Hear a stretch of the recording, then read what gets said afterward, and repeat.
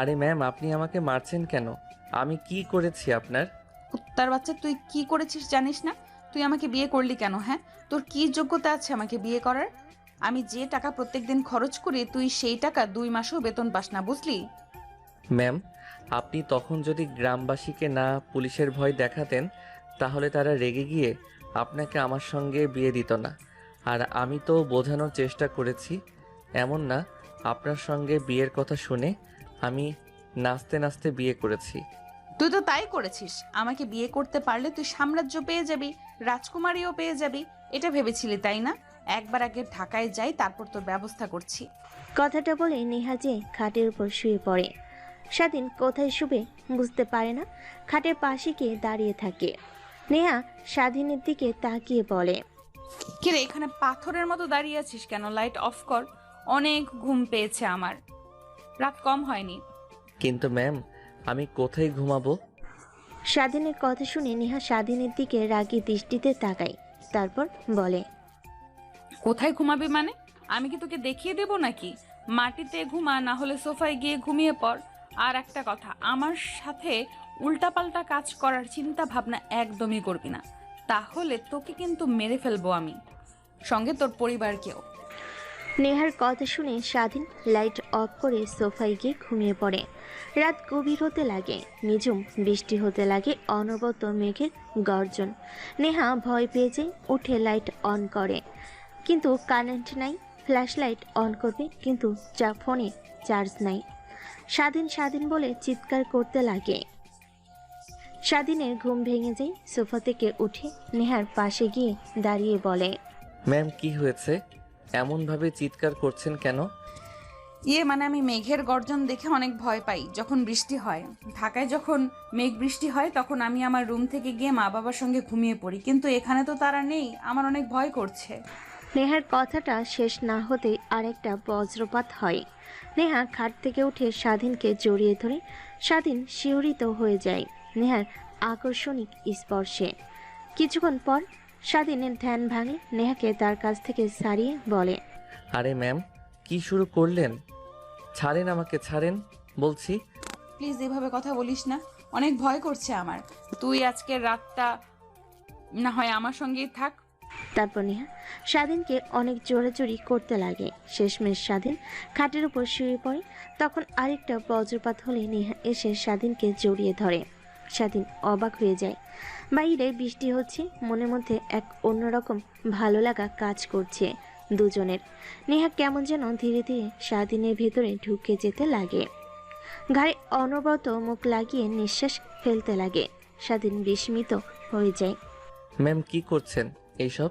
ছাড়েন আমাকে, ছাড়েন বলছি। চুপ, একদম চুপ, যা করছি করতে দে।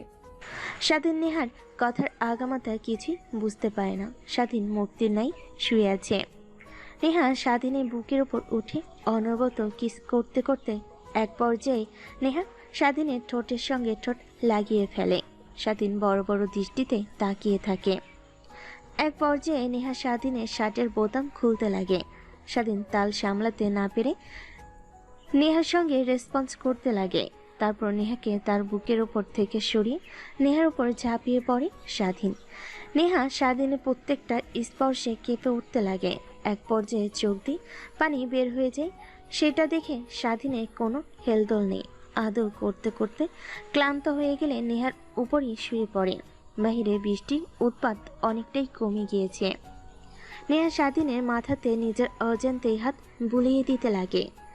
এভাবেই দুজন ঘুমিয়ে পড়ে। পরের দিন সকালবেলা স্বাধীন ঘুমাচ্ছিল, হঠাৎ মেঝেতে পড়ে যায়। ঘুম ঘুম চোখে উপরের দিকে তাকিয়ে দেখে নেহার শরীরে বিন্দুমাত্র জামা কাপড় নেই। চাদর দিয়ে শরীর ঢেকে রেখেছে, আর স্বাধীনের দিকে রাগী দৃষ্টিতে তাকিয়ে আছে। ম্যাম, এভাবে ধাক্কা দিলেন কেন? কাঁচা ঘুম ভেঙে ফেললেন আমার। কুত্তার বাচ্চা, তোকে বলেছি আমার কাছ থেকে দূরে থাকতে, আর তুই আমার সুযোগ নিয়ে আমার সঙ্গে রাতে। তোকে অনেক ভালো ভেবেছিলাম, কিন্তু তুই অন্যান্য ছেলেদের মতো। ম্যাম, আমি আবার আপনার কি ক্ষতি করলাম? কুত্তার বাচ্চা, বুঝতে পারছিস না নাকি বুঝেও না বোঝার ভঙ্গিমা করছে? শালা, নিচের দিকে তাকা, তাহলে বুঝতে পারবি। নেহার কথা শুনে স্বাধীন নিজের দিকে তাকায়। শরীরে বিন্দু মাত্র পোশাক নেই। স্বাধীন হাত দিয়ে ঢাকার চেষ্টা করে। এখন বুঝতে পারলি তো কেন তোকে কথাটা বললাম? Sorry ma'am. তখনই স্বাধীনের সব কথা মনে পড়তে লাগে। তার তো কোনো দোষ নেই, নেহাই তো তাকে জোর করে এসব করেছে। এখন নেহাকে বলল বিশ্বাস করবে না। তারপর ফ্লোর থেকে শার্ট প্যান্ট কুড়িয়ে পরে নেয়। নেহা অনবরত কান্না করতে লাগে। স্বাধীন কি বলে নেহাকে বোঝাবে বুঝতে পারে না। বিশ্বাস করেন, যা হয়েছে আমার কিছু মনে নেই, আর কিছু মনেও রাখতে চাই না। ধরেন একটা সুইসাইড, এর বেশি কিছু না। চুপ, একদম চুপ। তোকে সিলেট আনাটাই আমার ভুল ছিল। প্রথমে বিয়ে করলে, এখন আবার আমাকে। বাকি কথা না বলে নেহা তার মুখ চেপে ধরে কান্না করতে লাগে।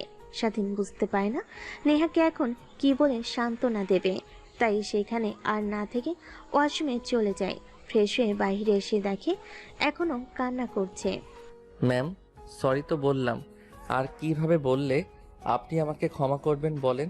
আচ্ছা, এই নেন লাঠি, যত ইচ্ছা আমাকে তত মারেন। না আমি কিছু বলবো না, তাও এভাবে থাকবেন না? যান, ফ্রেশ হয়ে আসেন, সময় হয়ে গেছে, আমাদের আবার বের হতে হবে। স্বাধীনের কথা শুনে নেহা পোশাক পরিধান করে ওয়াশরুমে চলে যায়। ফ্রেশ হয়ে বাইরে আসে। তারপর নেহা একাই রুমের বাইরে চলে যায়, স্বাধীনের পিছনে। তারপর চেয়ারম্যান সাহেব আর তার পরিবারকে বিদায় জানিয়ে চলে আসে হোটেলে। নেহা তার রুমে গিয়ে রাগে ফুঁসতে লাগে কিভাবে স্বাধীনকে সাহায্য করবে তার জন্য। অন্যদিকে স্বাধীন রুমে গিয়ে ভাবতে লাগে নেহা কি আদৌ তাকে ক্ষমা করবে, নাকি ঢাকায় গেলে তার চাকরিটা নট করে দেবে। এইসবই ভাবতে লাগে। তারপর জামা কাপড় গুছিয়ে ব্যাগপত্র গুছিয়ে নেয়। নেহার রুমে এসে দরজা কড়া নাড়তেই নেহা দরজা খুলে দেয়। তারপর নেহার জামা কাপড় ব্যাগপত্র গুছিয়ে ফেলে। ম্যাম, ড্রাইভার ফোন দিয়েছিল, গাড়ি ঠিক করে নিচে অপেক্ষা করছে। আর আজকে সকালেই তো ঢাকায় ব্যাক করার কথা, আমাদের রেডি হয়নি। রেডি হওয়া লাগবে না, চল, এমনভাবেই যাব। কথাটা বলেই নেহার রুম থেকে বেরিয়ে যায়। স্বাধীন লাগেজগুলো নিয়ে বের হয়ে যায়। কাউন্টারে গিয়ে বিল মিটিয়ে নেহা গাড়িতে উঠে বসে। স্বাধীন লাগেজগুলো ডিকিতে রাখে। গাড়ি স্টার্ট দিয়ে যেতে লাগে। আধা ঘন্টা পর ঢাকায় এসে পৌঁছায় তারা। নেহা গাড়ি থেকে নেমে তার বাবা মার সঙ্গে কথা না বলে সোজা রুমে চলে যায়। স্বাধীন লাগেজগুলো নিয়ে বাড়ির মধ্যে রেখে যে বাহির হতে যাবে, ঠিক পেছন থেকে নেহার বাবা বলে, স্বাধীন, নেহার কি হয়েছে? প্রত্যেকবার তো অফিসের কাজ করে বাসায় আসার পর আমাদের সঙ্গে কথা বলতো, কিন্তু আজ এইভাবে কোনো কথা না বলে শুধু রুমে চলে গেল। পিছে পিছে তোমায় আনতে গিয়েছিল, দরজা লাগিয়ে দিয়েছে আর খুলছে না। কিছু কি হয়েছে? স্বাধীন কি বলবে বুঝতে পারে না। মাথা চুলকাতে চুলকাতে বলে, কই আঙ্কেল, আমার চোখে তো তেমন কিছু করেনি ম্যাম। হয়তোবা অনেক ক্লান্ত, তাই রুমে গিয়েছে রেস্ট নেওয়ার জন্য। চিন্তা করবেন না।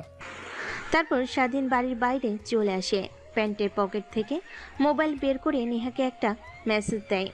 ম্যাম, যা হয়েছে তার জন্য I am really sorry, but আপনার ফ্যামিলি অনেক কষ্ট পেয়েছে।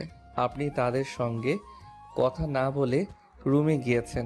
প্লিজ নিজেকে সামলিয়ে ফ্রি মাইন্ড হয়ে আপনার ফ্যামিলিকে সময় দিন।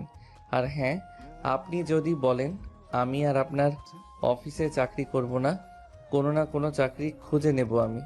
মেসেজটা দিয়ে স্বাধীন মোবাইল বন্ধ করে পকেটে রেখে দেয়। তারপর লাগেজ নিয়ে বাইরে অপেক্ষা করতে লাগে রিক্সার জন্য। একটু পর রিক্সা পেয়ে যায়। তারপর স্বাধীন তার বাসায় চলে আসে। অন্যদিকে নেহার ফোনে মেসেজের শব্দ হতেই হাতে নিয়ে দেখে স্বাধীনের মেসেজ। পরে অনেক বিরক্ত হয়ে যায়। মোবাইলটা ফ্লোরে আছাড় দুটুকরো হয়ে যায়। নেহা নিজের মাথায় চুল নিজে খামচি দিয়ে ধরে। তখনই মনে পড়ে যায় রাতের কথা। আচ্ছা, ওকে যে এত দোষারোপ করছি, বাট ওর তো কোনো দোষ নেই। আমি তো ওকে জোর করে। নেহা, কি করেছিস তুই ছোট লোকের বাচ্চার সঙ্গে? এখন যদি ওর বেবি তোর পেটে চলে আসে তখন কি হবে? এসব কথা ভেবে আরও নেহা ভেঙে পড়ে। একটু পর নিজেকে সামলে নেয়। তারপর ওয়াশরুমে গিয়ে গোসল করে বাইরে এসে ড্রেসিং টেবিলের সামনে বসে চুলগুলো হেয়ার ড্রাই করতে লাগে। অন্যদিকে স্বাধীন বাসায় চলে যায়। তার রুমে গিয়ে লম্বা একটা ঘুম দেয়। ঘুম ভাঙতে বিকেল হয়ে যায়। তারপর বন্ধুদের সঙ্গে আড্ডা দিয়ে বাসায় চলে যায়।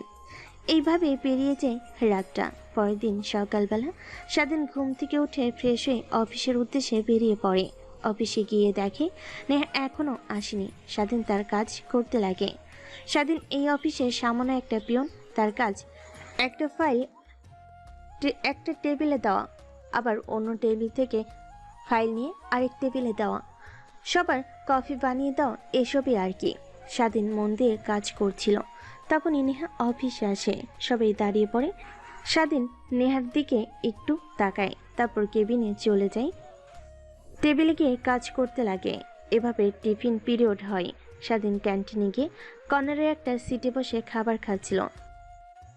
এমন সময় অফিসের এক কলিগ এসে স্বাধীনের পাশে দাঁড়িয়ে বলে, আমি কি তোমার পাশে বসে খাবার খেতে পারি? স্বাধীন খাওয়া বাদ দিয়ে পাশে তাকিয়ে দেখে সাথী মুচকি একটা হাসি দিয়ে বলে, হ্যাঁ বসুন বসুন ম্যাম, কোনো সমস্যা নেই। তারপর সাথী স্বাধীনের পাশে বসে পড়ে খাওয়া দাওয়া করতে লাগে আর দুজন কথা বলতে লাগে। তখনই নেহা ক্যান্টিনে আসে একটা প্রয়োজনে। স্বাধীনকে সাথীর সাথে কথা বলতে দেখে। তার কেন জানি অনেক জেলাস ফিল হয়, কিন্তু কি করবে? এখন তো টিফিন পিরিয়ড, কোনো কাজও বলতে পারবে না যে এক প্রকার কাজ শেষ না করে কেবিনে চলে যায়। টেবিলের সামনে থাকা জাম্পিং বলটা নিয়ে অনবরত হাতে চাপতে লাগে আর নিজের রাগকে কন্ট্রোল করতে লাগে। দেখতে দেখতে টিফিন পিরিয়ড শেষ হয়ে যায়। সবাই কাজ করতে লাগে। তখনই স্বাধীনকে নেহা তার কেবিনে ডাকে। স্বাধীন আসতে নেহা বলে, যা তুই আমার জন্য কফি বানিয়ে নিয়ে আয়। স্বাধীন বাধ্য ছেলে মতো কফি বানিয়ে নেহার দিকে দিতেই এক চুমুক দিয়ে নেহা স্বাধীনের মুখে ছুঁড়ে মারে। গরম কফি থাকাতে স্বাধীনের মুখ জ্বলতে লাগে। ম্যাম কি হয়েছে? কফি আমার দিকে এইভাবে ছুঁড়ে মারলেন কেন? আমার ইচ্ছে কফি ভালো হয়নি। কোন দিকে তোর মন থাকে? সবসময় সুন্দরী মেয়েদেরকে ফ্লার্ট করিস, ওইদিকে মন দিয়ে রাখিস নাকি? আর একবার দেখি কোনো মেয়ের সঙ্গে কথা বলতে, তাহলে তোকে চাকরি থেকে বের করে দিব। স্বাধীন বুঝতে পারে না নেহার কথা, মানে শুধু এতটুকু বুঝতে পারে কোনো মেয়ের সঙ্গে কথা বলতে দেখলে তাকে অফিস থেকে বের করে দেবে। তারপর চার ভাঙা টুকরোগুলো তুলতে গেলে স্বাধীনের হাত কিছুটা অংশ কেটে যায়। রক্ত বের হয়ে পড়তে লাগে। নেহার কেন জানি অনেক খারাপ লাগে, কারণ তার জন্য ছেলেটার হাত কেটে গিয়েছে। দৌড়ে গিয়ে স্বাধীনের হাত চেপে ধরে বলে, কাজ করবি দেখে শুনে কাজ করবি, না দেখে শুনে হাতের কি 12টা বাজিয়ে ফেলেছিস। এখন তো কোনো কাজও করতে পারবি না। রক্ত বের হচ্ছে কিভাবে? ম্যাম আপনাকে এসব নিয়ে ভাবতে হবে না।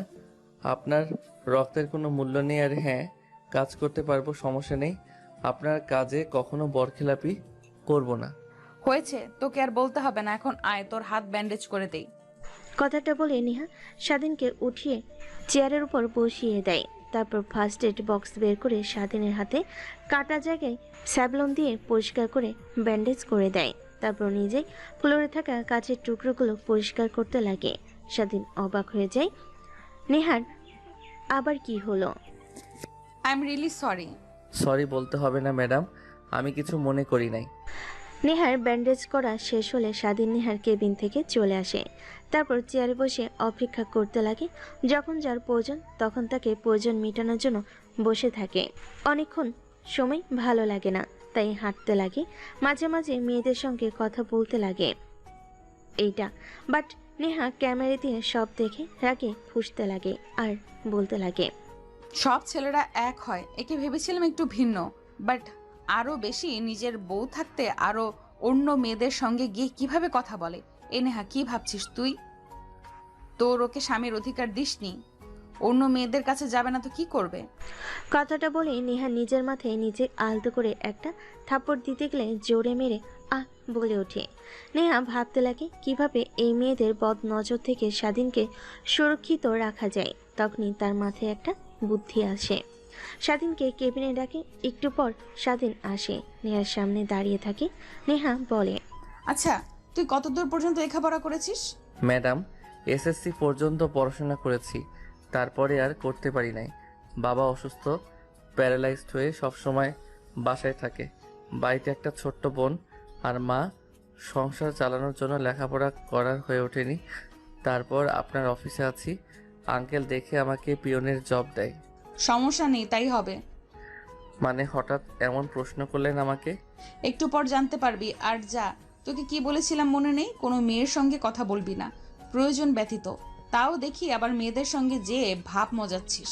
ভুলে যাস না, তোর কিন্তু। কথাটা বলতে গিয়েও নেহা থেমে যায়। স্বাধীন রুম থেকে বেরিয়ে যায়।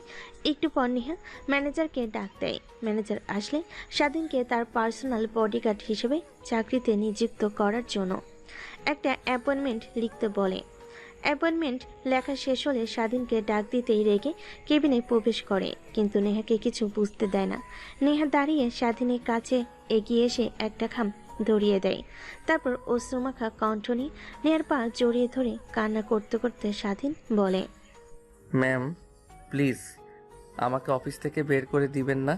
আপনি মেয়েদের সঙ্গে কথা বলা দেখতে পারেন না। আজ থেকে আমি কোনো মেয়ের সঙ্গে কথা বলবো না, প্রয়োজন হলেও বলবো না। তাও আমাকে চাকরি থেকে বের করে দিয়েন না। আমাকে যদি চাকরি থেকে বের করে দেন তাহলে আমার পরিবার না খেতে পেয়ে মারা যাবে।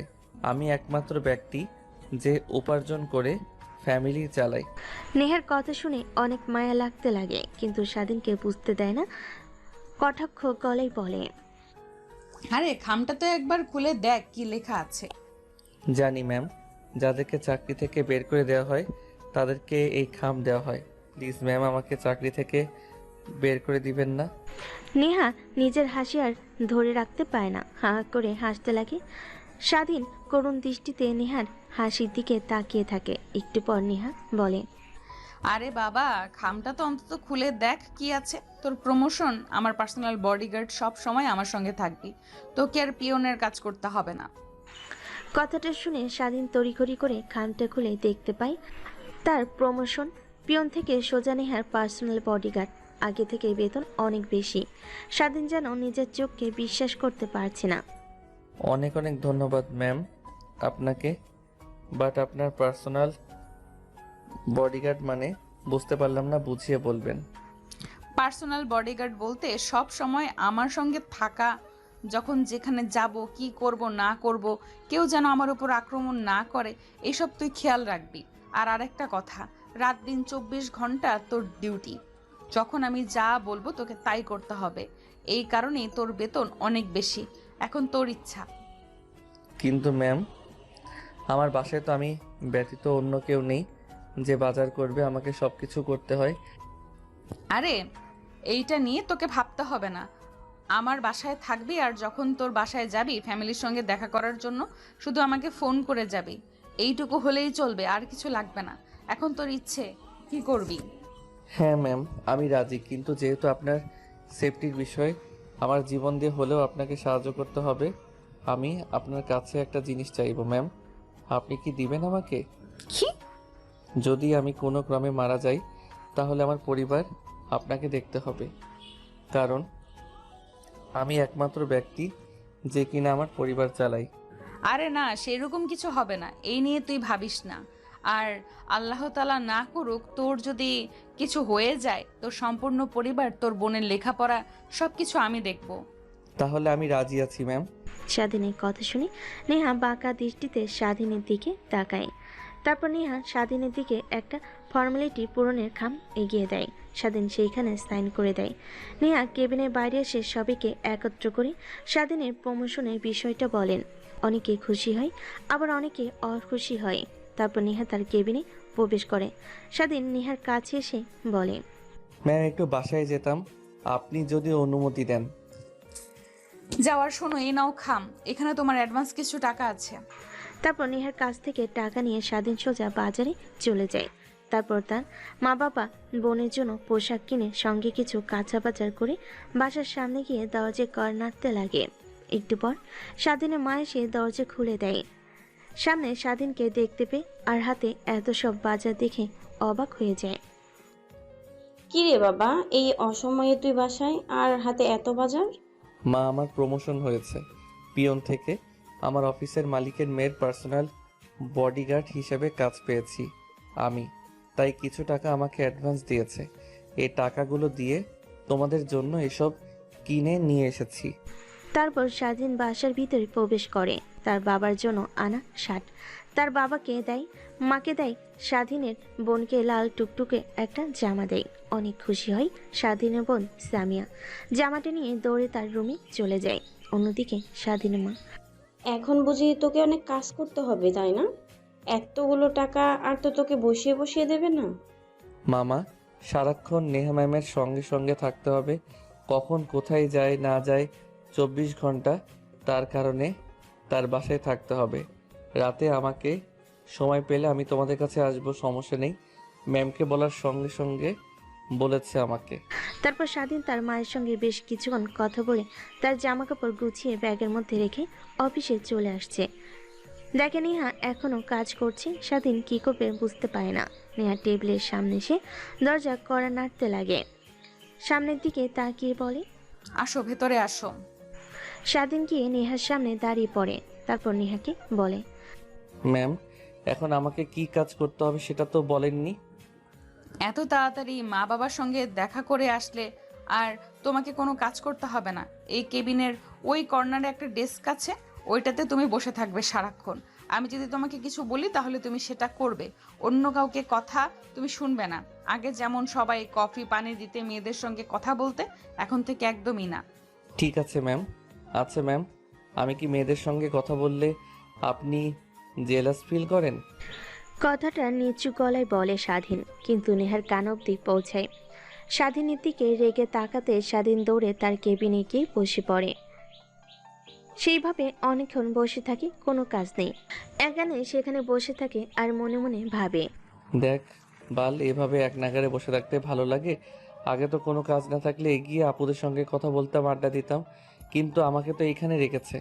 আর নেহা ম্যাম যে রাগী, তার সঙ্গে তো কোনো কথাও বলা যাবে না। কি মনোযোগ দিয়ে কাজ করছে। আচ্ছা, আমাকে কোনো মেয়েদের সঙ্গে কথা বলতে দিতে চাই না কেন? তিনি করে আর জেলাস ফিল হবেই বা কেন? আমাকে তো সে আর তার স্বামী হিসেবে কোনো মেনে নেয় নাই। নেহার দিকে এক নাগারে তাকিয়ে স্বাধীন কথাগুলো ভাবছিল। নেহার নজর স্বাধীনের দিকে গেলে অবাক হয়ে যায় টেবিলের উপর থাকা কলম স্বাধীনের দিকে ছুঁড়ে মারে। স্বাধীনের ধ্যান ভেঙে যায়। এইভাবে তাকে কি ভাবছিস তুই, লুচ্চা কোথাকার?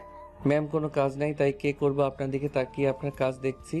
আর তাকিয়ে থাকলে তো নিজের বউয়ের দিকে তাকিয়ে আছি, অন্য কোনো মেয়ের দিকে তো আর না। কি বললি তুই? কাজ শেষ করতে দে, তারপর তোকে দেখাচ্ছি। কথাটা বলেই নেহা পুনরায় তার কাজে মনোযোগ দেয়। অন্যদিকে স্বাধীন মুচকি একটা হাসি দিয়ে কম্পিউটার অন করে মুভি দেখতে লাগে। দেখতে দেখতে অফিসের সময় শেষ হয়ে যায়, যে যার মতো বাসে চলে যায়। নেহা কাজ শেষ হতে অনেকটা দেরি হয়ে যায়। স্বাধীন সেই দিকে কোনো খেয়াল নাই, কম্পিউটার মুভি দেখছিল। এমন সময় নেহা স্বাধীনের পাশে এসে দাঁড়িয়ে দেখে কি করছে। দেখে স্বাধীন কম্পিউটারে রোমান্টিক মুভি দেখছে। স্বাধীনের মাথায় আলতো করে একটা আঘাত করে বলে, কিরে, কি করছিস এইসব? তুই কম্পিউটারে এইসব কি মুভি দেখছিস? চুম্মা চুম্মির? ইয়ে মানে ম্যাম, সরি, কি করব বুঝতে পারছিলাম না। ভাবলাম এই মুভিটা ভালো তাই দেখতেছিলাম, ভাবিনি এরকম সিন আসবে। সরি সরি, আর দেখবো না। কথাটা বলি স্বাধীন কম্পিউটার বন্ধ করে তারপর নেহার সঙ্গে অফিসের বাইরে চলে আসে। নেহা গাড়িতে উঠে স্বাধীনকে ইশারায় গাড়িতে উঠতে বলে। একটু পর একটা আলিশান বাড়ির সামনে গিয়ে গাড়ি দাঁড় করে। গাড়ির হর্ন দিতে দরজা খুলে দেয়। তারপর বাড়ির ভিতরে প্রবেশ করে। স্বাধীন আশপাশ তাকিয়ে অবাক হয়ে যায়, কারণ কোনো রাজমহলের থেকে কম না। স্বাধীন হাঁ করে তাকিয়ে থাকতে দেখে। নেহা মুচকি একটা হাসি দেয়, গাড়ি থেকে নামে। স্বাধীন নেমে পড়ে। স্বাধীনকে হাঁ করে তাকিয়ে থাকতে দেখে নেহা বলে, কিরে, এর কি হয়েছে? তোর এমন হা করে তাকিয়েছিস কেন? হ্যাঁ ম্যাম, আসলে এত সুন্দর বাড়ি কখনো দেখিনি তো, আর ভাবতেও পারিনি। আচ্ছা ম্যাম, আমাদের থাকার জন্য রুম কোন দিক দিয়ে দেখিয়ে দেন, অনেক টায়ার্ড লাগছে। মানে কি বলছিস তুই? আরে ম্যাম, বলছি আমাদের মতো চাকর বাকর তো থাকার জন্য তো একটা এক্সট্রা করে রুম আছে নাকি? আপনারা তো এই আলিশান বাড়ির মধ্যে থাকেন, আশেপাশে তো দেখতেছি না, তার জন্যই বললাম কোথায় দেখিয়ে দেন। আরে, আমার বাসাতে কোনো কাজের লোক রাখি না। আমরা সবাই যে যার কাজ করতে পছন্দ করি, এই কারণেই লোক নেই। হ্যাঁ, আছে শুধুমাত্র ড্রাইভার আর দারোয়ান ব্যতীত কোনো লোক নেই, যার যার কাজ সে করে। নেহার কথা শুনে অনেকটা অবাক হয়ে যায় স্বাধীন, কারণ এত বড় একটা বাড়ি আর এত বড় একটা কোম্পানির মালিকের বাসা থেকে না কোনো কাজের লোক নেই। তারপর নেহা বাড়ির ভিতরে প্রবেশ করে। স্বাধীন পিছু পিছু দরজায় কলিং বেল দিতেই নেহার ছোট বোন এসে দরজা খুলে দেয়। পিছনে তাকিয়ে স্বাধীনকে দেখতে পেয়ে বলে, আপু, এই ছেলেটাকে নিশ্চয়ই ভাইয়া, কিন্তু অনেক ছোট দেখতে, তোমার থেকে জুনিয়র বুঝি? একটা থাপ্পড় দিব উল্টাপাল্টা কথা বললে। এটা তোর ভাইয়া না, আমার পার্সোনাল বডিগার্ড। এর কারণে সব সময় আমার সঙ্গে থাকবে। ও আচ্ছা, এই ব্যাপার। আসো আসো, ভেতরে নিয়ে আসো। তারপর নেহা বাড়ির মধ্যে প্রবেশ করে। স্বাধীন বাড়ির ভিতরে ঢুকে আরো অবাক হয়ে যায়, কারণ বাইরে দেখতে যতটা সুন্দর ভেতরে তার থেকেও বেশি। তারপর নেহা তার রুমের পাশে একটা রুম স্বাধীনকে দেখিয়ে দেয়। স্বাধীন রুমে গিয়ে দরজা লাগিয়ে তারপর জামা কাপড় বের করে ওয়ার্ড্রপের ভিতর রাখে। টায়ার্ড হয়ে খাটের উপর শরীর এলিয়ে দিতে নরম তুলতুলে বিছানা দেখে ঘুমিয়ে পড়ে। অন্যদিকে নেহা তার রুমে চলে যায় ফ্রেশ হয়ে। গোসল করে ড্রেসিং টেবিলের সামনে চুলগুলো হেয়ার ড্রাই করছিল। ঠিক তখনই তার বোন এসে নেহার খাটের উপর বসে বই পড়তে পড়তে নেহাকে উদ্দেশ্য করে বলে, আচ্ছা আপু, কাহিনী কি বলো তো? কিসের কাহিনী? কিছুই তো বুঝতে পারছি না, বুঝিয়ে বল। আপু, বলতে চাচ্ছি যে তুমি তো এর আগে কখনো কোনো ছেলে ফ্রেন্ড ও বাসায় নিয়ে আসোনি। হুট করে একটা পার্সোনাল বডিগার্ড রাখলে, আবার বাসায়ও নিয়ে আসলে, তোমার পাশের রুমটাও দিলা। বিষয়টা কেমন যেন সন্দেহজনক না? বেশি পাকনা হয়ে গেছিস তুই, তাই একটা থাপ্পড় খাবি। যা রুমে যা, রুমে গিয়ে পড়। আর হ্যাঁ, আমার অফিসের সামান্য কর্মচারী মাত্র, এছাড়া আর বেঁচে গিয়েছে না, বুঝলি? না মানে আপু, এত সুন্দর কিউট একটা ছেলে তোমার পার্সোনাল বডিগার্ড, আবার তোমার অফিসে চাকরি করে, কেমন যেন মনে হচ্ছে। আমার আব্বুকে কিছু বলবো নাকি? নেহা তার বোনের কথা শুনে পিছনের দিকে ফিরে নেহা তার বোনের দিকে রাগী দৃষ্টিতে তাকাতে নেহার বোন রুম থেকে দৌড়ে বের হয়ে যায়। কারণ নেহা যদি একবার রেগে যায় তাহলে পুরো বাসা মাথায় তুলে ফেলে আর রাগাতে চায় না। আবার একটু পর রুমের মধ্যে উকি দিয়ে বলে, আপু, নিচে খাবার খেতে তোমাকে আর তোমার কি যেন পার্সোনাল বডিগার্ড তাকে ডাকছে। কথাটা বলেই নেহার বোন দৌড়ে চলে যায়। নেহা একটা হাসি দেয়, তারপর চুল শুকিয়ে রুমের বাইরে আসে। স্বাধীনের রুমের দরজা কড়া নাড়তে লাগে, কিন্তু খোলে না। নেহা একটু অবাক হয়ে যায়। নেহা দরজার এক্সট্রা চাবি দিয়ে রুমের ভিতর প্রবেশ করে দেখে স্বাধীন খাটের উপর শুয়ে আছে। নেহা অনবরত স্বাধীনকে ডাকতে লাগে, কিন্তু স্বাধীনের ঘুম ভাঙে না। নেহা স্বাধীনের কাছে কি গায়ে হাত দিতে স্বাধীনের ঘুম ভেঙে যায়। স্বাধীন ঘুম থেকে উঠে পড়ে। কি হয়েছেন ম্যাম? আরে, তোকে কখন থেকে ডাকছি, ঘুমিয়ে আছিস? ঘুমিয়ে গেলি মরে যাস নাকি তুই? নিচে সবাই খাবার খাওয়ার জন্য ডাকছে, আয়। কথাটা বলেই নেহা স্বাধীনের রুম থেকে বেরিয়ে যায়। স্বাধীন ঘুম থেকে উঠে চোখ কসলাতে কসলাতে নেহার পিছু পিছু যেতে লাগে। সিঁড়ি দিয়ে নিচে নামতে দেখে খাবার টেবিলে সবাই অপেক্ষা করছে। নেহার বাবা মা, দাদা দাদি, চাচা চাচি, চাচাতো ভাই, চাচাতো বোন আর নেহার বোন, কারণ নেহারা জয়েন্ট ফ্যামিলি। স্বাধীনকে দেখে সবাই অবাক হয়ে যায়। নেহা স্বাধীনকে নিয়ে টেবিলে বসে যায়। স্বাধীন অনেকটা অবাক হয়। তখনই পাশ থেকে নেহার চাচা বলতে লাগে, নেহা মা, এই ছেলেটাকে, একে তো চিনতে পারলাম না, এর আগে তো কখনো দেখিনি। চাচ্চু আমার পার্সোনাল বডিগার্ড সারাক্ষণ আমার সঙ্গে থাকবে। আমি তো রাতে অনেকক্ষণ পর্যন্ত রুমে বসে কাজ করি, অনেক সময় অনেক কিছুর দরকার হয়। কফি কাজ রেখে এসে প্রস্তুত করা অনেক কষ্টসাধ্য, তাই একে নিয়ে এসেছি। যখন খুশি তখন কাজ করানো যাবে। ছোট আম্মু, তুমি হয়তো বা ভুলে গেছো, কিছুদিন আগে কাজের মেয়ে আমাদের সঙ্গে কি করেছিল। খাবারের মধ্যে প্রয়োজনে দিয়ে দিয়ে আমাদের মেরে ফেলতে চেয়েছিল। পরবর্তীতে সব সে তার সন্তানের ভোগ করবে, এই জন্যই আমি আর এইসবে বিশ্বাস করি না। আর এই ছেলেটা অনেক বিশ্বাসযোগ্য, কোনো ভয় নেই। আমার অফিসে অনেক দিন ধরে কাজ করে, ইভেন বাবাও একে চেনে। হ্যাঁ নেহামা, ঠিক কথা বলেছে, ছেলেটা অনেক ভালো, টেনশন করতে হবে না। আমি ওকে অফিসে চাকরি দিয়েছিলাম, অফিসের ওকে অনেক পরীক্ষা করেছি, ডেস্কের উপরে অনেক টাকা রেখে, কিন্তু ওর টাকার প্রতি কোনো লালসাই নেই। যেই টাকা মাসে বেতন পায় ওইটা নিয়ে ওর পরিবার নিয়ে সুখী। আচ্ছা আপু, এটা তোমার পার্সোনাল বডিগার্ড না অন্য কিছু? এত কিউট দেখতে একটা ছেলে সামান্য একটা চাকরি করতে পারে? আরে না, আমার পার্সোনাল বডিগার্ড হতে যাবে কেন? ধরে নে তোর হাজবেন্ড। হাজবেন্ড হলে মন্দ কিছু হয় না, কারণ অনেক সুন্দর তোমার পার্সোনাল বডিগার্ড। পছন্দ হয়েছে আমার আপু। নেহার চাচাতো বোনের কথা শুনে সবাই হাসতে লাগে, কারণ পুরো পরিবার অনেক ফ্রি মাইন্ডের। স্বাধীন এখনও সেখানে দাঁড়িয়ে আছে, এটা দেখে নেহা বলে, আরে দাঁড়িয়ে আছিস কেন? বয়, এখানে খাবার কারো সমস্যা নেই। আমরা অন্যান্য বড়লোকদের মতো ভাবি না, আমরা অনেক ভালো আর সবাই ফ্রি মাইন্ডে, সমস্যা নেই। তারপর স্বাধীন একটা চেয়ার টেনে খাবার টেবিলে বসে পড়ে, খাবার খেতে লাগে। খাওয়া দাওয়া শেষ করে সবাই ড্রয়িং রুমে বসে টিভি দেখতে লাগে। স্বাধীন পাশে দাঁড়িয়ে থাকে, ঠিক তখনই তার ফোনে ফোন আসে। রুমের বাড়ির বাইরে গিয়ে ফোন বের করে দেখে তার মা ফোন রিসিভ করে কানের কাছে ধরতে ওপাশ থেকে বলে, বাবা, কি অবস্থা তোর? কেমন আছিস? ঠিকমতো খাবার খাচ্ছিস তো নাকি?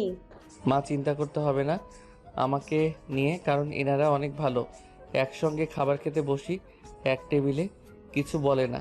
অন্যান্য বড়লোকদের মতো না মাইরা, তোমাকে কোনো টেনশন করতে হবে না। তুমি বাবাকে দেখো আর বোনকে দেখে রেখো, সময় হলে আমি মাঝে মাঝে বাসায় যাব।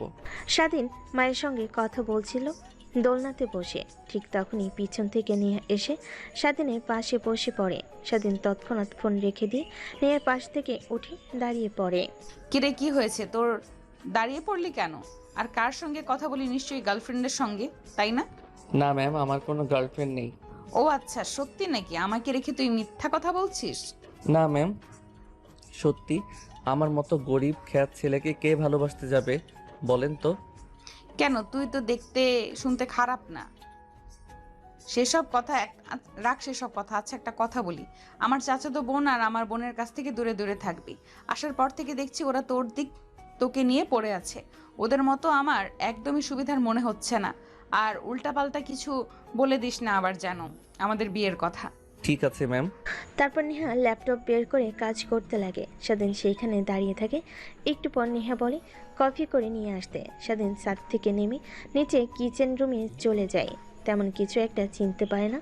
তখনই নেহার বোন কিচেন রুমে প্রবেশ করে। স্বাধীন বের হতে যাবে, হাত দিয়ে স্বাধীনকে আটকে দেয়। কি ব্যাপার, কিচেন রুমে এসেছেন কেন? আর কাজ না করে চলে যাচ্ছেন, আমাকে দেখে ভয় পেয়েছেন নাকি? না, ভয় পেতে যাব কেন? মানে আমি তো বাসাতে নতুন, আর কিচেন রুমের কিছুই বুঝতে পারছি না। নেহা ম্যাম কফি চাচ্ছে। তাহলে কফি না করে নেহা আব্বুর কাছে গেলে রেখে কি আপনাকে মারতে পারবে? আসেন, আপনাকে শিখিয়ে দেই কিভাবে কফি বানাতে হয়। আর কিচেন রুমের কথাই কি আছে। তারপর নেহার বোন স্বাধীনকে সব কিছু দেখিয়ে দিতে লাগে, কিভাবে কফি বানাতে হয়। সব কিছু দেখিয়ে দিতে লাগে। স্বাধীন কফি প্রস্তুত করা শিখতে গেলে নেহার বোনের অনেকটা কাছে চলে যায়। অন্যদিকে নেহা স্বাধীনকে আসতে না দেখে চিন্তা হতে লাগে। নিচে কিচেন রুমে চলে আসে, দেখতে পাই স্বাধীন তার বোনের সঙ্গে হাসি মুখে কথা বলছে, আর একে অপরের অনেকটা কাছে এসে কি জানি করছে। দরজার কাছে দাঁড়িয়ে নেহা সব কিছু দেখতে লাগে আর রাগে ফুঁসতে লাগে। এমন সময় নেহার বোন স্বাধীনের হাতে হাত রেখে সব কিছু শিখিয়ে দিতে লাগে। এটা দেখে নেহা পেছন থেকে চিৎকার দিয়ে ওঠে। স্বাধীন! নেহার চিৎকার শুনে স্বাধীন আর নেহার বোন পিছনের দিকে তাকায়, দেখে নেহা রেগে আছে। স্বাধীন ভয় পেয়ে যায়। নেহার বোনের হাত থেকে তার হাত ছাড়িয়ে নেয়। নেহা নিজেকে সামলে নিয়ে বলে, কফি বানাতে আন্টি এত সময় লাগে? আর তোকে না আমি বললাম যা পড়তে বস, আর এখানে কি করছিস? মানে আপু, তোমার পার্সোনাল বডিগার্ড দেখি কিচেন রুমে এসে কিছুই চিনতে পারছে না, তাই সব কিছু দেখিয়ে দিলাম। আর কফি বানানো শিখাচ্ছি। যাচ্ছি আমি এখনই। কথাটা বলেই নেহার বোন নেহাকে পাশ কাটিয়ে কিচেন রুম থেকে বেরিয়ে যায়। স্বাধীন নিচের দিকে তাকিয়ে থাকে। সে ভালো করেই বুঝতে পারছে যে তার খবর আছে। নেহা স্বাধীনের কাছে এসে তীক্ষ্ণ কণ্ঠ নিয়ে বলতে লাগে, কাজ করব না, ভালো লাগছে না, আর কফিও খাবো না। মগ থেকে কফি ফেলে দিয়ে পরিষ্কার করে তোর রুমে যা, আমি আসছি। কথাটা বলেই নেহা চলে যায়। স্বাধীন কিছু বলার সুযোগ পায় না। তারপর স্বাধীন মুখ থেকে কফি এক চুমুক দিয়ে দেখে অনেক ভালো হয়েছে। পুরোটুকু না খেয়ে কফি ফেলে দেয়। কফির মগ পরিষ্কার করে রেখে দিয়ে কিচেন রুমের বাইরে এসে দেখে নেহা বর্ষার রুমে তার পরিবারের সঙ্গে বসে টিভি দেখছে। মাঝে মাঝে কিচেন রুমের দিকে তাকাচ্ছে। স্বাধীনকে দেখতে পায়। চোখের ইশারা দিয়ে নেহা রুমে যেতে বলে। স্বাধীন রুমে চলে যায়।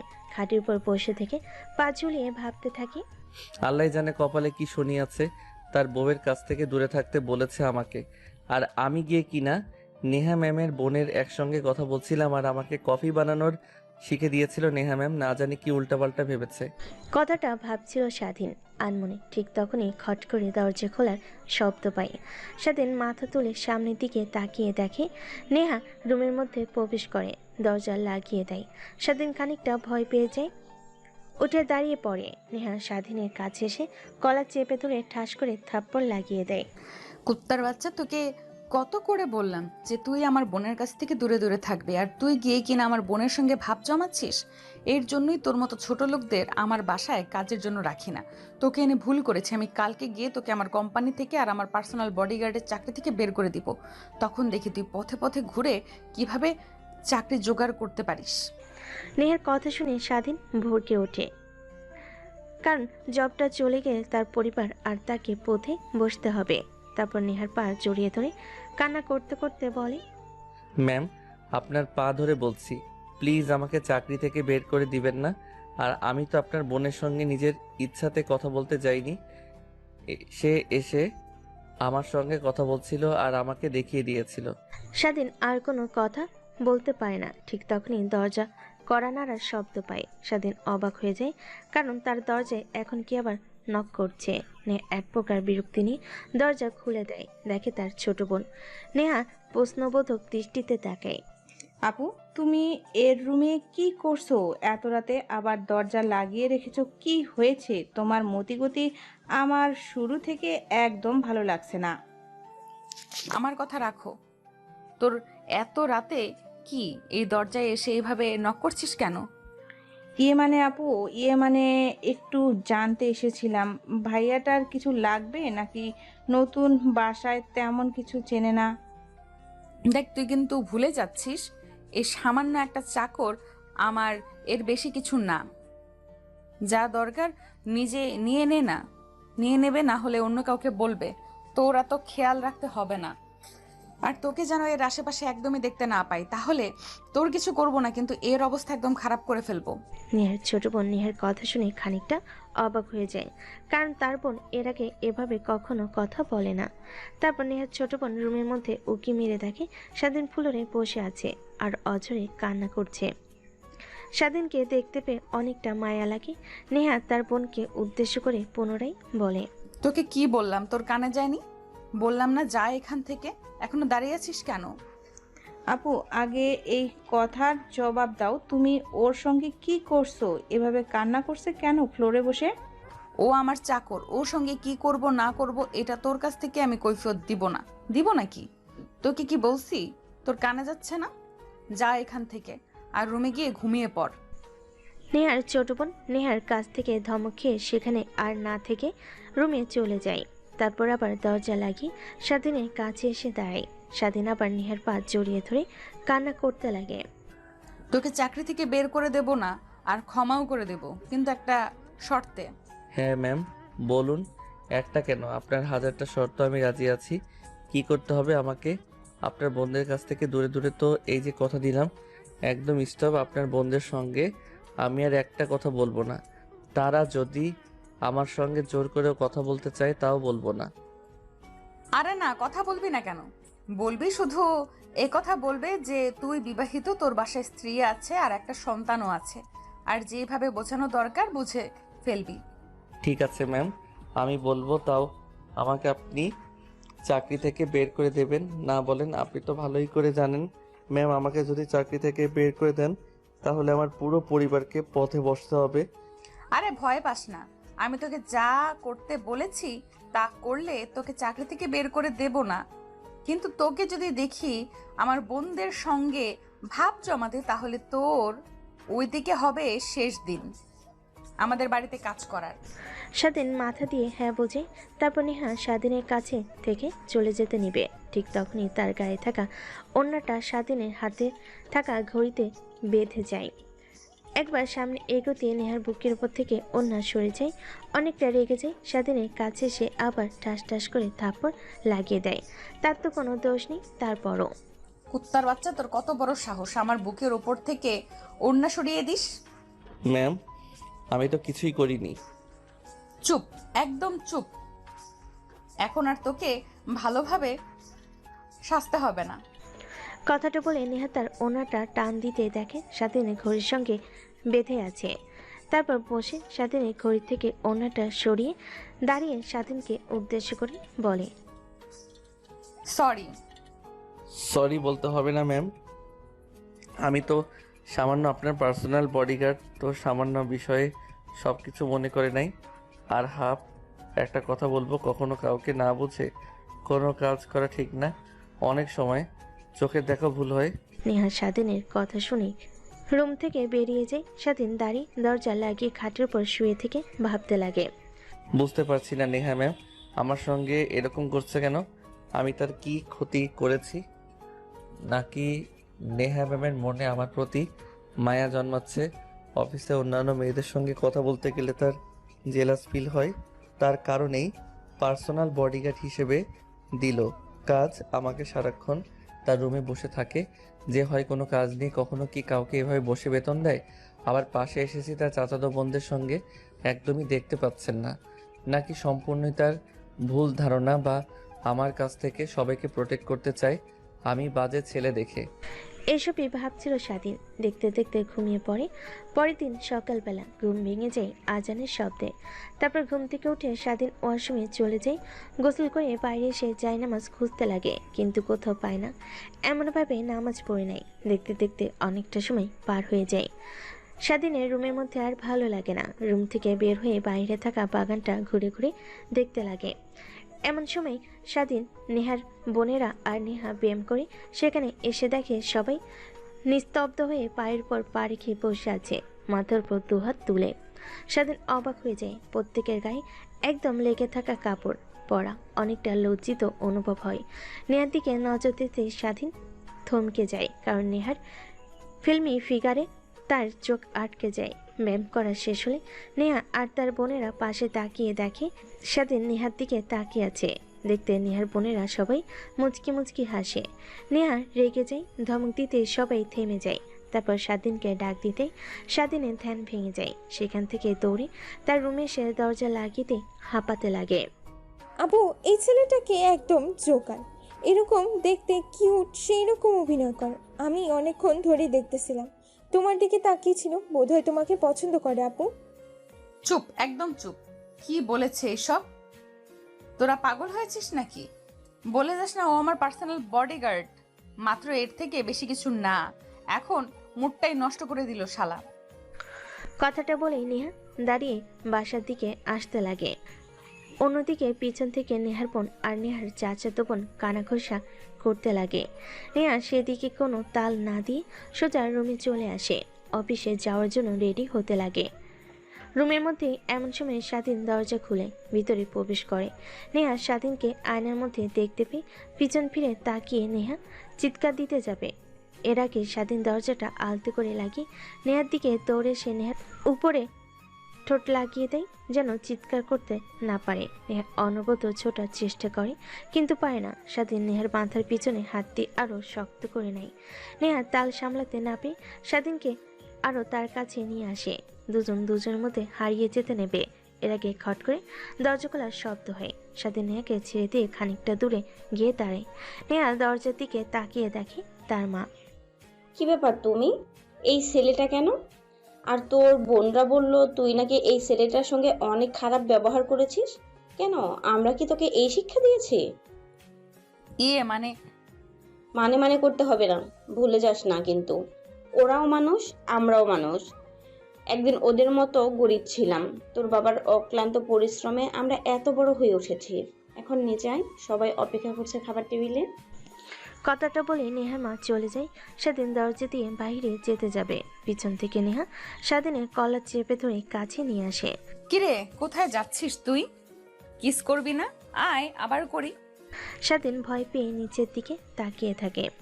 তুই তো অনেক সুন্দর অভিনয় করতে পারিস। তোকে তো নাটকে চান্স পাওয়ার কথা রে। এখন আবার ইনোসেন্ট বয়ের মতো নিচের দিকে তাকিয়ে আছিস। তুই ভালো করে জানতি এখন আমি পোশাক চেঞ্জ করছি। এই সুযোগ নেওয়ার জন্য আমার রুমে প্রবেশ করেছে, তাই না? না আপু, তুমি আমাকে ভুল ভাবছো। আমি তোমার কাছে এসেছিলাম ক্ষমা চাওয়ার জন্য, কিন্তু ভাবতে পারি নাই যে তুমি রুমের মধ্যে দরজা না লাগিয়ে পোশাক চেঞ্জ করছো। ভাবছি তুমি কাজ করছো, এর কারণে ঢুকে পড়েছি, কিন্তু তুমি আমার দিকে তাকিয়ে চিৎকার করতে যাবে, সবাই এসে যেত, এর কারণে তোমাকে গিয়ে কিস করে বসেছি। সরি। এখন আর অভিনয় করতে হবে না, সর আমার চোখের সামনে থেকে, তোকে যেন আর না দেখি। কথাটা বলেই নেহা স্বাধীনকে ছেড়ে দেয়। নেহার হাত থেকে ছাড়া পেয়ে স্বাধীন দৌড়ে নেহার রুম থেকে বের হয়ে গিয়ে নিজেকে সামলে নিয়ে খাবার টেবিলে গিয়ে বসে পড়ে। সবাই অপেক্ষা করতে লাগে নেহার জন্য। নেহা আজকে শাড়ি পরেছে, সবাই অবাক হয়ে যায়। নেহা খাবার টেবিলে এসে বসতেই পাশ থেকে নেহার চাচাতো বোন বলতে লাগে, কি ব্যাপার আপু, তোমাকে তো আমরা জোর জবরদস্তি করে কখনো শাড়ি পরাতে পারিনি, কিন্তু আজ আচমকা শাড়ি পরেছো কেন? নিশ্চয়ই কোনো স্পেশাল আছে। থাক, তোরাও না আজ শাড়ি পরতে অনেক ইচ্ছে করছিল, আর তোদেরকে তো বললে কখনো আমার কুচি ধরিস না, তাই কখনো শাড়ি পরা হয়ে ওঠেনি। তা আজকে আপুকে তোমার কোচে ধরেছিল বডিগার্ড, তাই তো? কথাটা বলে নেহার চাচাতো বোন আর নেহার বোন হাসতে লাগে। সবাই হাসতে লাগে, কিন্তু নেহার মা বাবার মুখে কোনো হাসি নেই। তারা চিন্তিত। স্বাধীনের চোখ তাদের চিন্তিত মুখের আড়াল হয় না। নেহা হাসতে লাগে। তারপর খাওয়া দাওয়া করে গাড়ি নিয়ে বের হয়ে যায় অফিসে। জ্যাম ঠেলে সামনের দিকে এগিয়ে যাচ্ছে ধীরে ধীরে গাড়ি। ঢাকা শহরের এই একটা ঝামেলা। দীর্ঘ 1 ঘন্টা পর এসে অফিসে পৌঁছায়। নেহাকে আজকে দেখে অফিসে থাকা প্রত্যেকটা ছেলে কর্মচারী অবাক হয়ে যায় আর ক্রাশ খেতে লাগে। স্বাধীনের কেন জানি তাদের চাহনি একদম পছন্দ হয় না, কিন্তু কি আর করার, স্ত্রীর সম্পর্কটা থাকা সত্ত্বেও স্বাধীনের কোনো অধিকার নেই এইসব ভাবছিল। একটু পর নেহার কেবিনে চলে যায় স্বাধীন। রেগে গিয়ে বসে পড়ে। নেহা কাজ করছিল, এমন সময় একটা ফাইল দেখে অনেকটা রেগে যায়। ফাইলটা ছুঁড়ে মারে গ্লাসে লেগে ফ্লোরে পড়ে থাকে। নেহা চিন্তিত হয়ে মাথার চুল খামচি দিয়ে ধরে। স্বাধীন তার চেয়ার থেকে উঠে ফ্লোরে তাকায়। ফাইলটা উঠিয়ে দেখতে লাগে, কিন্তু কিছুই বুঝতে পারে না। নেহার কাছে এনে দিয়ে বলে, ম্যাম, এই নিন ফাইল। আর কি হয়েছে? এভাবে মাথার চুল খামচি দিয়ে রেখেছেন কেন? আরে বলিস না, এই ফাইলটা 100 কোটি টাকার ডিল, কিন্তু অনেক ভুল। এদের এত এত টাকা দিয়ে রেখেছি, এরা কি কি কাজ করে আল্লাহই ভালো জানে। একটা কাজও মনোযোগ দিয়ে করে না, সবাই প্রেম করতে অফিসে আসে। এইখানে আপনার তো কোনো ভুল নেই, তাহলে এভাবে মাথা চেপে ধরেছেন কেন? ওদের কাছে দিন, একটু পর ওরা ঠিক করে এনে দেবে। চুপ করবি তুই? এমনিতেই মাথা ব্যথা করছে, তারপর তোর উল্টাপাল্টা প্রশ্ন। এই ফাইলটা প্রস্তুত করতে 7 দিন লেগেছে, আর ওরা কিনা মাত্র 2 ঘন্টার মধ্যে ঠিক করতে পারবে। পাগল নাকি তুই? নেহার কথা শুনে স্বাধীন তাকায়। তারপর ফাইলটা ভালোভাবে পর্যবেক্ষণ করতে লাগে। কিছু কিছু ভুল সে দেখে, কিভাবে ঠিক করতে হবে সেটাও দেখে। তারপর নেহার কাছে এসে বলে, ম্যাম, এর আগে আমি এরকম ফাইল দেখেছিলাম। আপনি যদি আমাকে একটু বুঝিয়ে দিতেন তাহলে খুব তাড়াতাড়ি আমি ফাইলটা কমপ্লিট করে আপনাকে দিতে পারতাম। স্বাধীনের কথা শুনে নেহা স্বাধীনের দিকে ভ্রুকুচকে তাকিয়ে বলে, কি বললি তুই? তুই পারবি, তাও আবার 2 ঘন্টার মধ্যে? তোর থেকে ভালো ভালো ডিগ্রি অর্জন করা কাজের লোকেদের দিয়ে ফাইলটা প্রস্তুত করা, আর তুই সেখানে সামান্য মাত্র এসএসসি পরীক্ষা দিয়েছিস। কি বুঝবি তুই? আমার অযথা সময় নষ্ট করিস না। আরে ম্যাম, আমাকে একটাবার বুঝে তো দেখেন, পারি কি না পারি। নেহা ভাবতে লাগে, যা হবার তা তো হয়ে গেছে, এখন আর কি করার। যদি ছেলেটা এত করে বলছে, কিছু করতে পারে। তাই স্বাধীনকে সবকিছু বুঝিয়ে দিতে লাগে। স্বাধীনে বুঝতে বুঝতে প্রায় 30 মিনিট লেগে যায়। তারপর তার কম্পিউটারের কাছে গিয়ে সবকিছু দেখে টাইপ করতে লাগে। প্রায় 1 ঘন্টা পর স্বাধীন সবকিছু কমপ্লিট করে প্রিন্ট আউট করে। নেহা এখনো চিন্তিত হয়ে মাথায় হাত দিয়ে ডেস্কে মাথা লাগিয়ে রয়েছে। স্বাধীন ফাইল নতুন করে প্রস্তুত করে নেহার সামনে গিয়ে দাঁড়িয়ে বলে, আপনার ফাইল দেখেন, এখন কোনো জায়গা তো বিন্দুমাত্র ভুল নেই। আচমকা স্বাধীনের কথা শুনে নেহা সামনের দিকে তাকায়। তারপর স্বাধীনের হাত থেকে ফাইলটা নিয়ে দেখতে লাগে। যতই দেখছে ফাইলটা নেহা, ততই অবাক হচ্ছে, চোখ বড় বড় করে ফেলছে। সম্পূর্ণ ফাইল দেখতে দেখতে নেহার 10 মিনিট লেগে যায়। সম্পূর্ণ দেখার পর স্বাধীনকে উদ্দেশ্য করে বলে, ও মাই গড, তুই কিভাবে এই ফাইলটা মাত্র 1 ঘন্টার মধ্যে কমপ্লিট করে ফেললি বলতো? ম্যাম, আমি মাঝে মাঝে আপুদের সঙ্গে গিয়ে দাঁড়িয়ে কথা বলতাম। আপনি হয়তো দেখেছেন অনেকবার। আমি আসলে দাঁড়িয়ে কথা বলতাম, তার পাশাপাশি তাদের কাজ দেখতাম। আমি সব কিছু দেখে শিখে ফেলেছি, তাই পারছি খুব অল্প সময়ে। She is really genius. আমি বিশ্বাস করতেই পারছি না যে সামান্য একটা ছেলে হয়ে আমার 100 কোটি টাকার ডিলটা এইভাবে বাজিয়ে দিবি। অনেক অনেক ধন্যবাদ তোর জন্য। এইবার তো ম্যাম বুঝতেই পারছেন, আসলে লেখাপড়া দিয়ে কোনো কিছু হয় না, যদি না শেখার ইচ্ছা আর অভিজ্ঞতা থাকে। স্বাধীনের কথা শুনে নেহা মাথা দিয়ে হ্যাঁ ইশারা করে। তারপর নেহা ভালোভাবে ফাইলটা দেখে স্বাধীন গিয়ে তার চেয়ারে বসে মুভি দেখতে লাগে। এমন সময় নেহা বলে, চল আমার সঙ্গে, আজকে এক জায়গায় যেতে হবে এই ডিলটা কনফার্ম করার জন্য। কথাটা বলে নেহা তার ব্যাগে ফাইলটা রেখে দেয়। কেবিন থেকে বের হয়ে যায় স্বাধীন। নেহার পিছু পিছু গাড়িতে উঠতে ড্রাইভার সাহেব পুনরায় গাড়ি স্টার্ট দিতে লাগে। একটা রেস্টুরেন্টের দিকে স্বাধীন কোনো প্রশ্ন করছে না, বাড়ির দিকে তাকিয়ে আছে। এমন সময় নেহা বলে, কিরে, তোর আবার কি হলো? সকালের ওই বিষয়টার জন্য মন খারাপ করে আছিস? I am sorry. আরে না ম্যাম, কই মন খারাপ করে আছি। মন খারাপ করে আছিস না তো কি অন্যান্য দিন গাড়িতে উঠে আমার মাথা খেয়ে ফেলতি, এটা কি ওটা কি, কোথায় যাচ্ছি, কি করব, এসব আর কি। আর আজ চুপচাপ করে আছিস কেন? না মানে ম্যাম, আজকে আমার বোনের জন্মদিন, আর এখনো তার সঙ্গে কোনো কথা বলা হয়নি। আমার কাছে এই জন্মদিনেরও একটা মোবাইল ফোন চেয়েছিল, কিন্তু কিভাবে ওকে মোবাইল ফোন কিনে দেব বলেন? বাবার প্রত্যেক মাসে ওষুধের বাবদি টাকা সব ফুরিয়ে যায়, কোনো মতে সংসারটা চলে।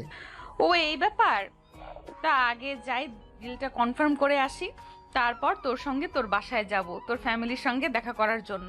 তোর মা বাবা বোনকে অনেক দেখতে ইচ্ছে করছে তোর কাছ থেকে তাদের কথা শুনতে শুনতে। নেহার কথা শুনে স্বাধীন অনেকটা খুশি হয়। একটু পর একটা 5 স্টার হোটেলে গিয়ে গাড়ি ব্রেক করে।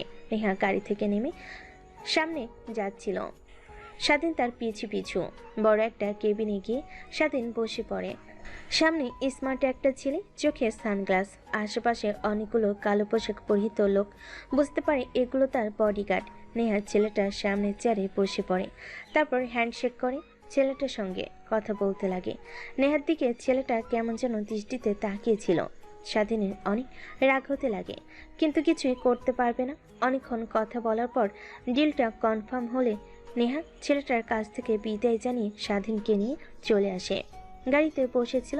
এমন সময় নেহা বলে স্বাধীনকে উদ্দেশ্য করে, জানিস আজ আমি অনেক খুশি, কারণ আমার অনেক দিনের ইচ্ছে ছিল যে খান ইন্ডাস্ট্রির সঙ্গে ডিল করার, কারণ এদের সঙ্গে ডিল করলে আমার অনেক লাভ। আমার পণ্য অনেক দেশে এরা নিয়ে যেতে পারবে, তারপর তাদের লাইন ধরে আমরা গিয়ে ডাইরেক্ট বিদেশে মাল সাপ্লাই দেব। এটা আমাদের বেনিফিট আরও বেশি। নেহা কথা বলে চলেছে, কিন্তু স্বাধীনের ওইদিকে কোনো হেলদোল নেই, কারণ সে বারবার ওই ছেলেটার চাহনির দিকে তাকিয়েছিল। ইচ্ছে করছিল তাকে মেরে মুখ ভেঙে দিতে। অন্যের বইয়ের দিকে নজর দেয় শালা। স্বাধীনের কোনো সারা শব্দ না পেয়ে নেহা স্বাধীনের হাত ঝাঁকাতে লাগে। কি রে, কোনো কথা বলছিস না কেন? কি ভাবছিস এইভাবে? বললাম তো পরিবারের সঙ্গে দেখা করতে তোকে নিয়ে যাব, সঙ্গে আমিও যাব তোর পরিবারকে দেখার জন্য। এখন এমন গোমরা মুখ করে আর থাকিস না, কেন জানি তুমি গোমরা মুখ দেখলে অনেক খারাপ লাগে আমার। নেহার কথাটা শুনে স্বাধীন ফিক করে হেসে ফেলে। তারপর স্বাধীন নেহার সঙ্গে মন খুলে কথা বলতে লাগবে। এক পর্যায়ে একটা শপিং মলের সামনে গিয়ে গাড়ি দাঁড় করে। স্বাধীন অবাক হয়ে যায়। নেহাকে প্রশ্ন করবে কিনা ভাবতে লাগে, কিন্তু করে না। নেহা সামনে যাচ্ছে, স্বাধীন পিছু পিছু। এক এক করে নেহা তার পছন্দের মতো জামা কাপড় কিনতে লাগে। স্বাধীন পেছন থেকে ব্যাগ টানছে। এক পর্যায়ে একটা মোবাইলের শপে যায়। নেহা দামি আইফোন কিনে। স্বাধীন বুঝতে পারে এটা তার বোনের জন্য না, কারণ এত দামি ফোন কখনো তার বোনকে দেবে না সে। তখনই স্বাধীন একটা দোকানদারকে সব থেকে কম দামি ফোনের কথা জিজ্ঞেস করতে লাগে। স্যার, আমাদের এখানে সব থেকে কম দামে ফোন আছে যার মূল্য 12,000 টাকা রাখা যাবে। এর কম দামে কোনো স্মার্টফোন নেই। কথাটা শুনেই স্বাধীন জিভ কামড় দেয়। 12,000 টাকা হলে তার পরিবার 3 মাস অনেক সুন্দরভাবে চলতে পারবে। স্যার, দেব আপনাকে ফোনটা? না না না, দরকার নেই, এমনিতে জিজ্ঞেস করলাম আর কি। অন্যদিকে নেহা পাশে দাঁড়িয়ে সবকিছু দেখছিল আর হাসছিল। স্বাধীন তো আর জানে না এই সবকিছু তার পরিবারের জন্য। তারপর নেহার কেনাকাটা শেষ হলে কাঁচা বাজারে চলে যায়।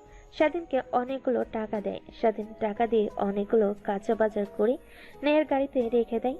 গাড়িতে উঠে বসতে স্বাধীন পাশ থেকে নেহাকে প্রশ্ন করে, এইবার বল তোর বাসা কোথায়? কোথায় যাব? মিরপুর 11 রাব্বানি হোটেল একদম পিছনে। আপনারা আবার ভাইবেন না যে এটা রাইটারের নিজস্ব বাসা।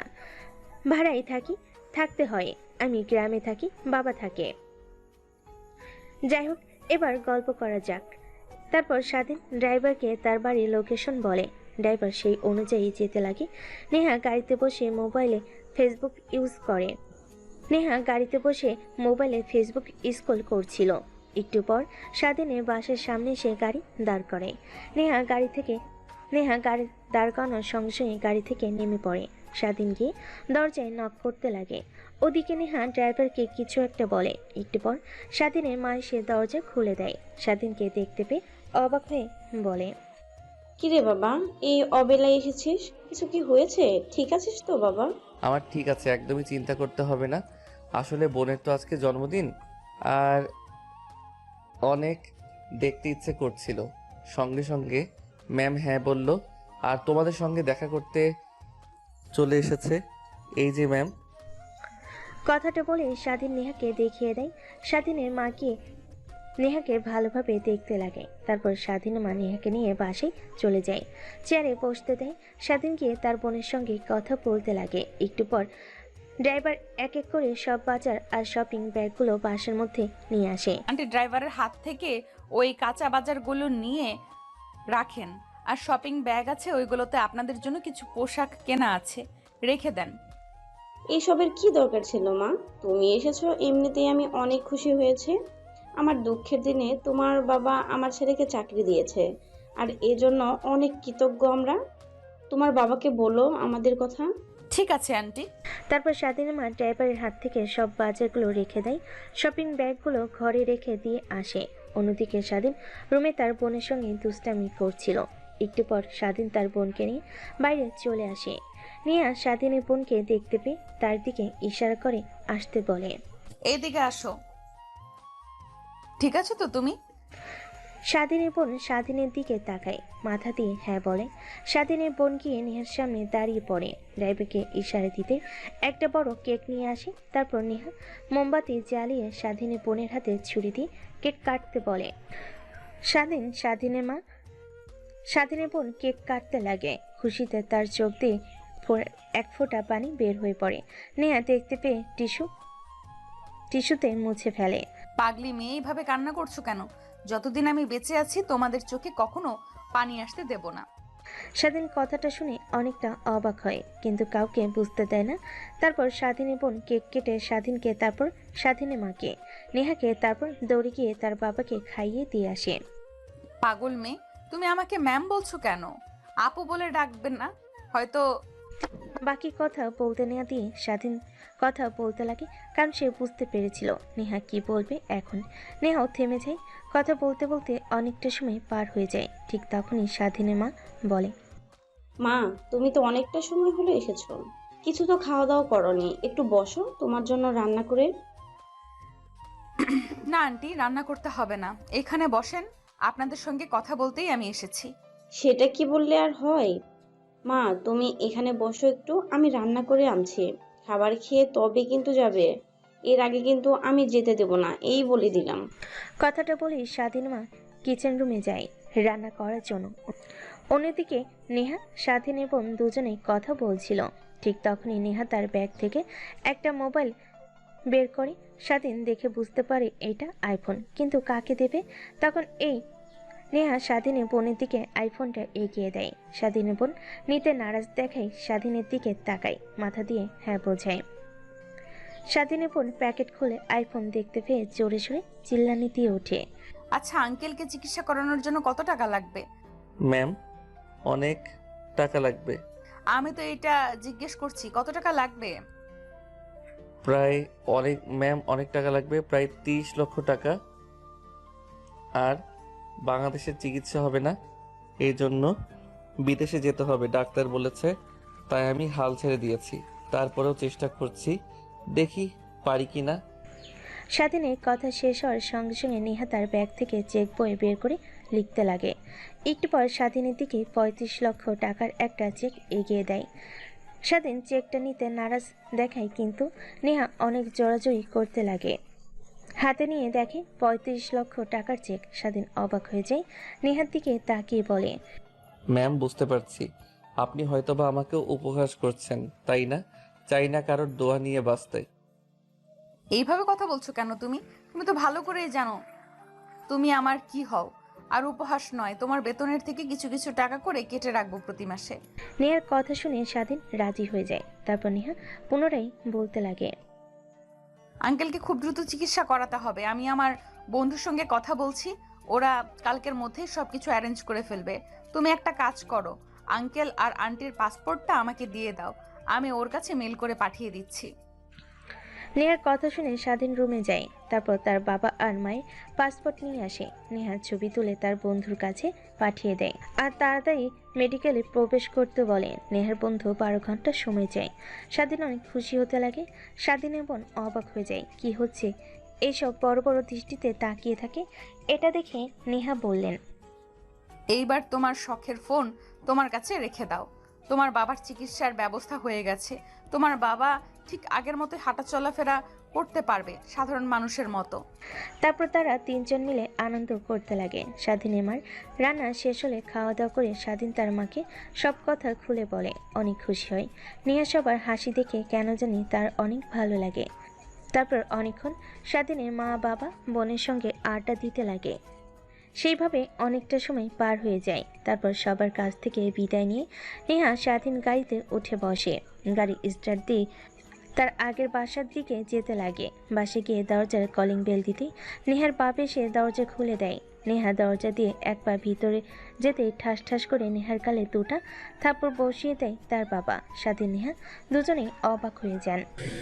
এই শিক্ষা দিয়েছে তোকে, পরিবারের কাউকে না জানিয়ে বিয়ে করে ফেলেছিস। মানে বাবা, কি বলছো তুমি? কিছুই তো বুঝতে পারছি না। তাই তো বলি, সামান্য একটা ছেলের জন্য এত আদিক্ষেতা কেন? এইটার কারণ বিয়ে করে ফেলেছিস, আবার আমাদের সামনে নিয়ে এসে পার্সোনাল বডিগার্ড পরিচয় দিস। বললেও তো পারতি যে আমার হাজব্যান্ড হয়। আমরা বিয়ে করে ফেলেছি, তা আমরা কি মেনে নিতাম না? অযথা নাটক করার কি দরকার ছিল? স্বাধীন তো নেহার বাবার কথা শুনে অবাক হয়ে যায়, কারণ সে ভেবেছিল এই তা সব গেল, কিন্তু যে নেহার বাবা এইসব এত সহজে মেনে নেবে কখনো ভাবতেও পারেনি। তখন স্বাধীনের দিকে তাকায়। স্বাধীনকে ভয় পেতে দেখে নেহার বাবা স্বাধীনের কাছে এসে ঘাড়ির উপর হাত রেখে বলে, আরে বাবা, ভয় পাচ্ছ কেন? ভয় পেতে হবে না তোমাকে। তোমাকে তো এমনিতেই অনেক আগে থেকে পছন্দ আমার। তোমরা এসব করেছো আগে বলতে না, তাহলে তোমাকে কি আমরা এসব কথা বলি? জামাই আদর করা শুরু করতাম। নেহার বাবার শেষের কথা শুনে স্বাধীন হেসে ফেলে। তারপর নেহার বাবা স্বাধীনকে নিয়ে বাসার ভিতর প্রবেশ করে। বসার রুমে গিয়ে বসিয়ে দেয় নেহাকে স্বাধীনের পাশে। নেহা মুখ তুলে সামনের দিকে তাকায়, অবাক হয়ে যায়। স্বাধীন অবাক হয়ে যায়। সামনে সেই পাহাড়ের চেয়ারম্যানের মেয়েকে দেখতে পেয়ে অবাক হয়ে যায়। স্বাধীন আর নেহা অবাক হয়ে তার দিকে তাকিয়ে থাকে। তারপর নেহা তার বাবা মা সবার সঙ্গে কথা বলতে লাগে। সবাই সবকিছু হাসি মুখে মেনে নেয়, কারণ তারা স্বাধীনকে অনেক ভালো ছেলে আর অনেক পছন্দ করে ফেলেছে। সবাই মিলে খাচ্ছিল, এমন সময় পাশ থেকে নেহার বোন বলতে লাগে, দুলাভাই, তুমি আগে কেন বলো নাই যে তুমি আপুকে বিয়ে করেছো? আমি তো তোমাকে নিয়ে বাসর ঘরের স্বপ্ন দেখে ফেলেছি রাতে। নেহা তার বোনের কথা শুনে রেগে তার দিকে তাকায়। সবাই হাসতে লাগে। এভাবে খাওয়া দাওয়ার পর্ব শেষ করে। তারপর সবাই টিভি দেখতে লাগে। তারপর রাত যখন গভীর হয়, যে যার রুমে চলে যায়। স্বাধীন তার রুমে ঢুকতে যাবে, দেখে তালা লাগানো। পাশে নেহার বোন আর নেহার চাচাতো বোন দাঁড়িয়ে আছে। আরে দুলাভাই, এখন আর আলাদা থাকতে হবে না, সবাই জেনে গেছে। এখন একসঙ্গে থাকলে কোনো সমস্যা নেই। এখন আমাদের ট্রিট দেন, আমরা চলে যাই। মানে? ধ্যাত, এত মানে করছেন কেন দুলাভাই? টাকা চাচ্ছি, টাকা দেন। বাকিটা না হয় আপনি রুমের ভেতরে গেলেই বুঝতে পারবেন। স্বাধীন নিজেকে অনেক লজ্জিত অনুভব করে, কারণ তার কাছে মাত্র 100 টাকা ছাড়া বাকি কোনো টাকা নেই। এটা নেহার বোন আর নেহার চাচাতো বোন বুঝতে পেরে বলে, আরে বাদ দে, টাকা না হয় পরে নেব। এখন ভাইয়ার অনেক ভয় পেয়ে আছে, আগে আপুর কাছে যা, তারপর না হয়। কথাটা বলেই নেহার বোনেরা এসে স্বাধীনের হাত ধরে নেহার রুমে ধাক্কা দিয়ে ঢুকিয়ে দেয়, দরজা লাগিয়ে দেয়। স্বাধীন সামনের দিকে তাকিয়ে দেখে পুরো ঘরটা আলোকিত হয়ে আছে মোমের আলোতে। সামনে অনেক সুন্দর বাসর ঘরে সাজানো, তার মাঝখানে নেহা ঘোমটা দিয়ে বসে আছে লাল শাড়ি পরে। স্বাধীনকে রুমে আসতে দেখে নেহা খাট থেকে উঠে স্বাধীনের কাছে এসে পা ধরে সালাম করতে লাগে। এইটা দেখে স্বাধীন বলে, আরে ম্যাম কি করছেন, আমার পা ধরছেন কেন? বাসর ঘরে স্বামী স্ত্রীর পা ছুঁয়ে সালাম করে, জানো না এটা? জানি তো, বাট আমাকে তো আর আপনি স্বামী হিসেবে মেনে নেন না। আমি তো আপনাকে স্ত্রী হিসেবে মানি না। তাহলে এসবের আবার কি? কি বললি তুই? আমাকে স্ত্রী হিসেবে মানিস না? ওয়েট, দেখাচ্ছি তোকে। কথাটা বলে নেহা শাড়ির ওড়না মাজায় বেঁধে স্বাধীনের দিকে এগিয়ে যেতে লাগে। স্বাধীন পিছিয়ে যেতে লাগে। দরজার কাছে এসে দেখে দরজা বাইরে থেকে লাগানো, তার বাঁচার আর কোনো পথ নেই। কোথায় যাবে চান্দু এখন? আর তোমার কোনো পথ খোলা নেই। স্বাধীন বুঝতে পারে নেহার সঙ্গে সাই দেওয়াটাই বুদ্ধিমানের কাজ, তাই নেহার কাছে এগিয়ে আসে। নেহাকেও শক্ত করে জড়িয়ে ধরে ঘাড়ে, কপালে, কোমরে অনবরত কিস করতে লাগে। কেঁপে উঠতে লাগে নেহা। তারপর নেহাকে কোলে তুলে খাটের উপর ফেলে দেয়। এক এক করে নেহার শরীর থেকে সব খুলতে লাগে। তারপর নেহার পেটের, কোমরে কিস করতে লাগে। নিমিষে দুজন হারিয়ে যায় ভালোবাসার অতল গভীরে।